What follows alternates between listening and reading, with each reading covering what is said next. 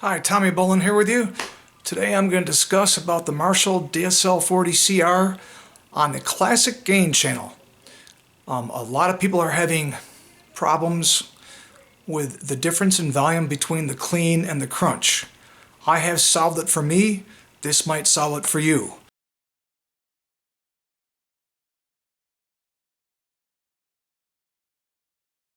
Here's my setup, how I set up my effects. My guitar goes into my Ibanez TS9, then goes into the compressor. Usually you would have your compressor in front of a pedal, but I don't need to do that because I only use my compressor for clean. I never use it on overdrive or distortion. And then they go into the front of my amp. Then my effects loop, send, goes into my chorus pedal, then into my delay, then into the boost, then into the reverb. The reason why I don't put the boost before my delay is because your delay does not like boost signals. It likes a line signal. So therefore I keep it right before my reverb at the end, then it goes back into my amp, and this pedal seems to handle it very well. I do use the Furman. It's a PST8 power station. What it does is it cleans up your power so you'll have less noise in your signal. This is what a lot of power looks like in America. Our power grid's not that great.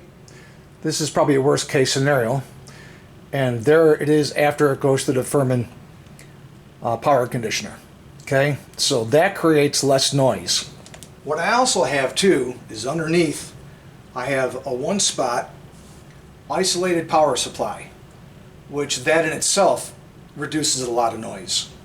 So all these pedals are very, very quiet for me. I read some people where they're noisy, some people say they're clean. I really think it all has to do with the power you're putting into it. The Furman's a great idea if you're playing out, because when you're playing out at bars, I'll tell you what, they got all sorts of things going on, refrigerators, neon lights. Their power is probably not that great, but you use the Furman when you play out, and that's going to protect you from a lot of things, because dirty power after a long time can actually hurt your electronics. Okay, so the reason why I'm making this video is because a lot of people were telling me they would put the clean on their master volume 2, their lead volume. Then they asked me, well, if I have it on my lead volume to match my crunch, then how am I going to make my clean louder for lead? Very good. Okay, so what I did is first let me show you how quiet this effects loop is. Okay, my amp is now on. Okay, I'm going to turn everything down a bit because this microphone and the camera can be overwhelmed sometimes. Okay, now I have my amp on. You hear that? Now listen to this. I'm going to turn my effects loop on. Wow, I can even turn it way up. My master volume 1 is on 10. Listen to that. It's silent. Well, I do have 2 pedals on. Now they're all off. True bypass. I have none of my signal going through any of the circuitry of these pedals. And listen to that. Very silent. Okay, so let me turn my master volume down. Okay, so now here is the volume difference between our clean and our crunch without the boost. Okay, here's my clean, here's my crunch. Okay, the camera's probably cheap in this, so you probably won't notice it as much if you were standing here live with me. But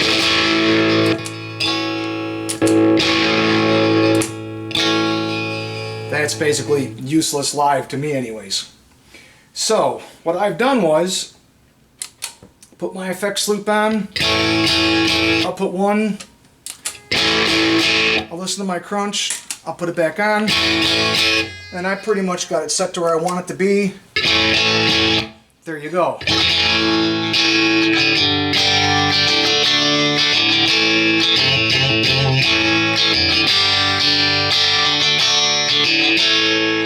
So, I mean, listen to this again.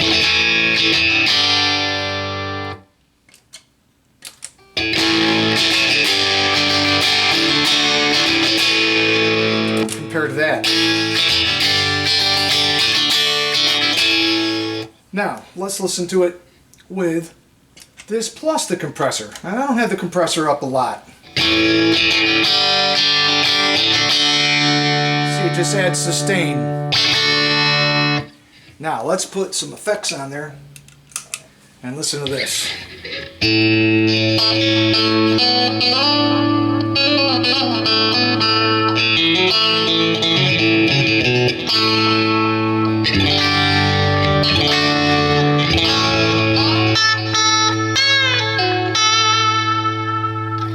Now, let me just show you the chorus. Chorus sounds really nice. I like this.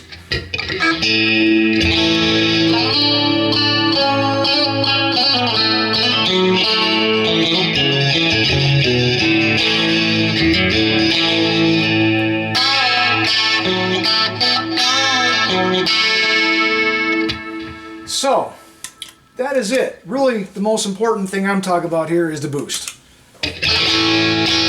Shut it off, go to crunch, turn it back on, there you go. Notice how it's on master volume 1. Now this allows me to go to master volume 2 for a lead. That should take care of it for you. I really hope this helped you out. If it did, please give me a thumbs up. Subscribe if you're interested in my future lessons. They're taking a little while because these videos are hard to make, but I'm giving them absolutely free for people who really can't afford to go online and get these lessons. They're going to be slow, yes, but at least they're going to be free. They're really for beginners, intermediate players who really don't have the whole fretboard down. Well, I'm going to take care of that for you. It's going to take time, but at least it's free. And God bless. Have a good day.